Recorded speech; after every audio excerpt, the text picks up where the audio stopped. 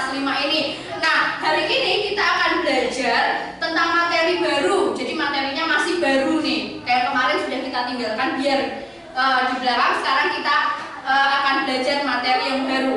Hari ini kita akan belajar tentang peristiwa dalam kehidupan. Peristiwa dulu. Peristiwa itu maksudnya apa sih? Ada yang tahu nggak?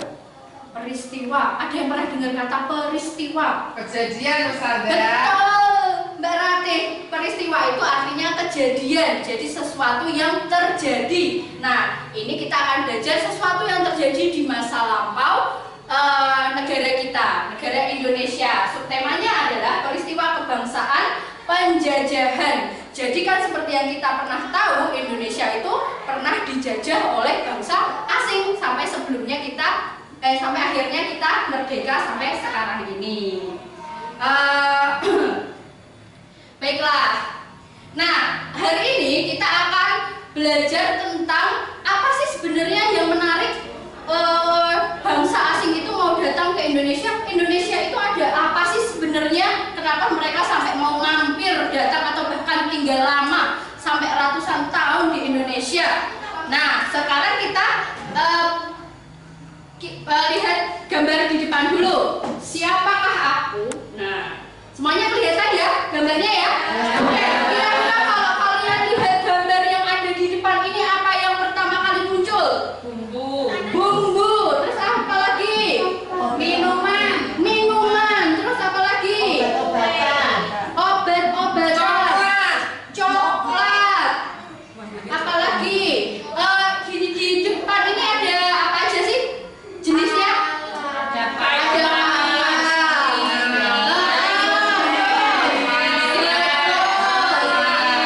Oke, betul. Nah, di sini kalau ada yang belum pernah melihat pala, ini gambar seperti ini nih. Pala bentuknya seperti ini kalau ada yang belum pernah lihat. Terus ada keluak. Nah, keluak itu yang biasanya ada di rawon. Nah, di rawon yang warna hitam itu bentuknya seperti ini. Terus ada kayu manis. Nah, di sini ada yang pernah makan roti yang berbahan kayu manis? Pernah. Rasanya gimana?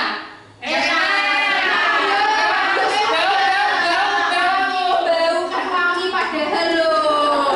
Terus ada juga cengkeh. Terus ada secang. Terus ada juga jahe. Ada di sini yang pernah minum minuman jahe? Pernah. Rasanya gimana? Enak.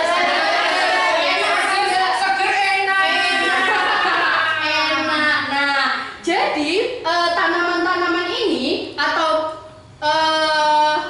gambar yang ada di sini ini masuk ke dalam rempah-rempah namanya. Rempah-rempah ini hanya ada di Indonesia. Dia hanya bisa ditanam di Indonesia. Sedangkan orang Barat atau orang Eropa sangat menyukai ini tanaman-tanaman ini, tapi di sana mereka nggak bisa menanamnya. Jadi mereka mencari negara mana yang kira-kira bisa menghasilkan atau dapat ditanami rempah-rempah. Ketemulah Indonesia. Oke. Nah, sekarang di sini masih yang ada di dalam kelas ini ada 5, ini ada 4, sudah apa-apa. Kita bagi jadi 2 kelompok ya. Saya punya teks narasi tentang sistem tanam paksa pemerintah kolonial Belanda. Silakan nanti gabung ya. Nah, silakan ini kelompok 1, ini kelompok 2. Silakan dibaca dulu bisa masing-masing. Tak kasih waktu 5 menit.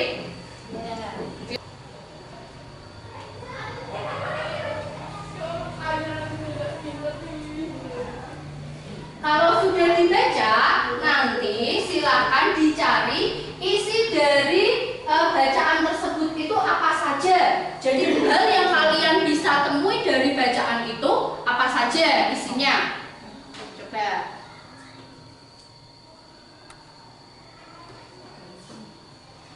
Berkelompok, duduknya tetap berkelompok. Nah, sekarang Ustazah meminta 1 orang untuk membaca setiap paragraf yang ada di bacaan ini. Yang pertama, Mbak Rate, coba paragraf pertama dari pada masa kepemimpinan sampai sebagai berikut. Ya.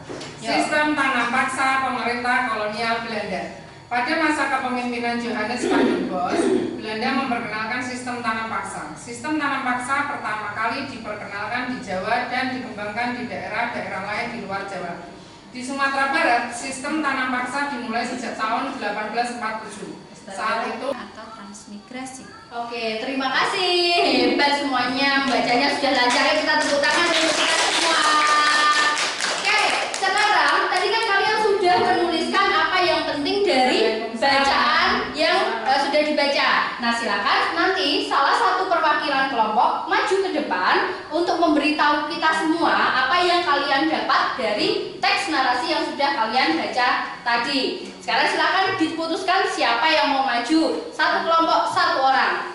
Silakan. sudah Ustazah. Oke.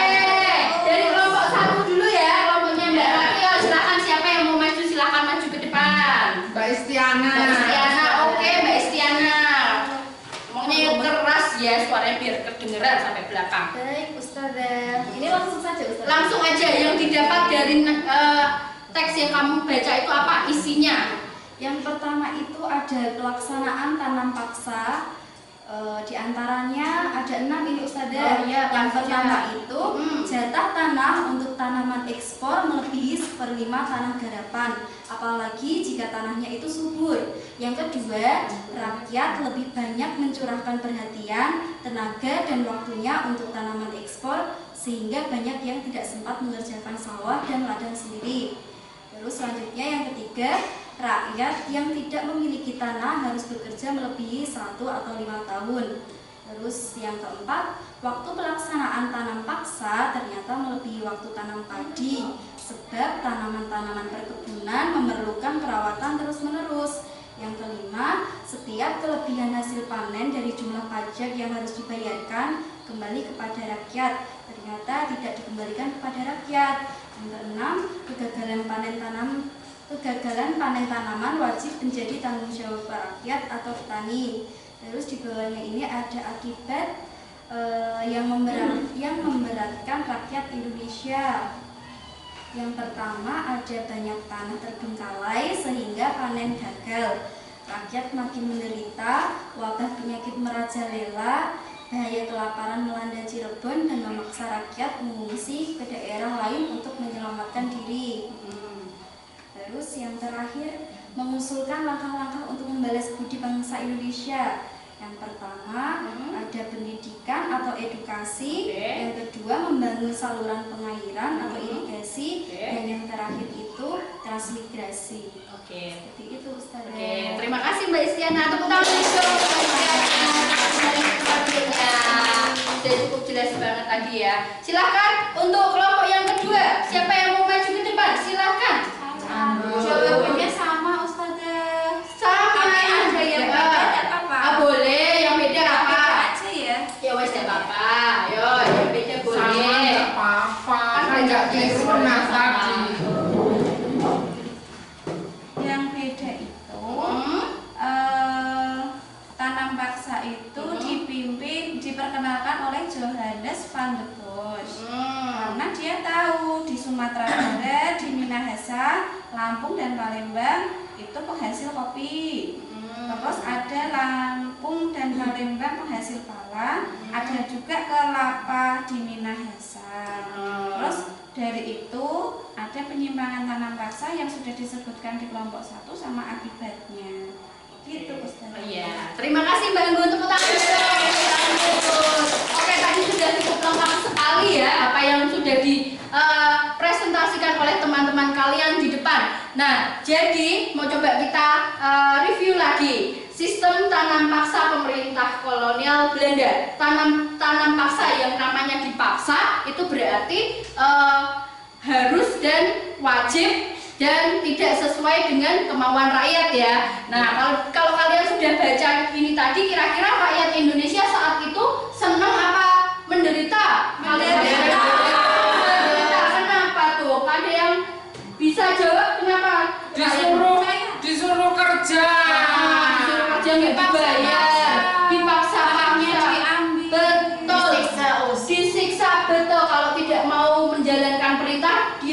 tersisa secara fisiknya. Dia lahan-lahan yang harusnya untuk bisa dijadikan tanaman padi atau makanan-makanan pokok malah dijadikan kebun rempah-rempah, jadinya kelaparan. Nah, kira-kira saat itu para rakyat Indonesia merasa ditindas, dijajah, kira-kira apa yang mereka lakukan?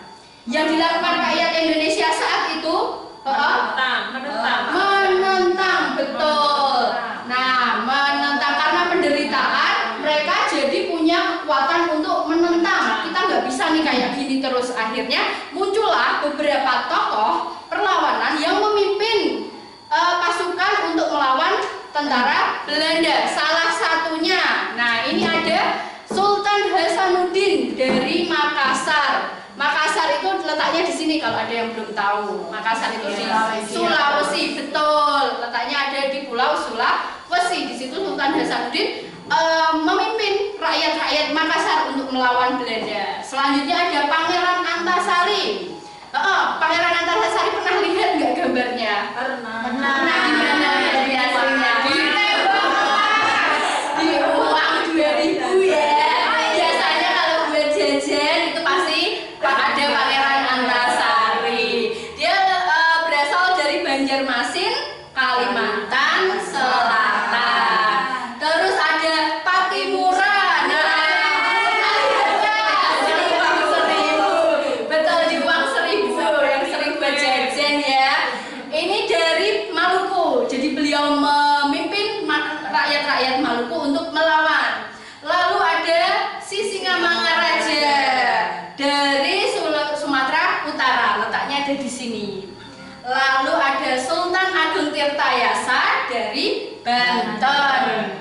Terus ada Pangeran Diponegoro dari Yogyakarta. Terus ada Silas Papare dari Papua. Ini baru sebagian kecil rakyat Indonesia yang melawan penjajah Belanda saat itu. Masih banyak sekali tokoh yang juga seperjuangan dengan mereka. Kira-kira siapa lagi, ada yang tahu enggak? Siapa lagi selain mereka yang berperan penting juga? Salah satunya Nyadin dari mana sih? Ada di pulau apa? Sumatera. Ada di sebelah sini paling ujung. Terus siapa lagi? Raden Ajeng Kartini dari mana? Raden Ajeng Kartini dari Jepara di Pulau Jawa, gitu. Nah, jadi kita harusnya sekarang ini hidup, kita kan sekarang sudah merdeka ya, sudah tidak perlu lagi berperang-perang seperti beliau-beliau ini. Makanya kita harus banyak-banyak bersyukur kepada Allah karena kita sudah diberikan kebebasan. Kita sudah tidak perlu lagi angkat senjata, nggak perlu lagi ngumpet-ngumpet kalau mau berjuang karena kita sudah diberikan kemerdekaan. Ini kayaknya sudah agak lemes ya. Kita nyanyi dulu gimana? Kita nyanyi lagu kemerdekaan ya, 17 Agustus. Semuanya? Oke. Yuk, satu. Berdiri boleh ya? Berdiri, silakan berdiri. Yuk, 1, 2, 3. 17 Agustus tahun 45, itulah hari kemerdekaan kita. Hari merdeka, nusa dan bangsa, hari lahirnya bangsa Indonesia. Merdeka, sekali merdeka tetap merdeka, selama hayat masih di kandung badan. Kita tetap setia mempertahankan Indonesia. Kita tetap setia membela negara kita. Merdeka, kembali juga boleh. Nah, kalau zaman dulu melawan itu dengan peperangan. Nah, peperangan itu kan kekerasan ya. Kira-kira kalau dalam agama Islam boleh nggak sih berperang itu? Boleh nggak kira-kira? Boleh kalau ada dasar yang kuat. Oke, ada pendapat lain? Oke, sekarang kita lihat ya. Nah, dari sini kita bisa lihat dari Quran Surat Al-Hajj ayat 39 sampai 40, telah diizinkan berperang bagi orang-orang yang diperangi karena sesungguhnya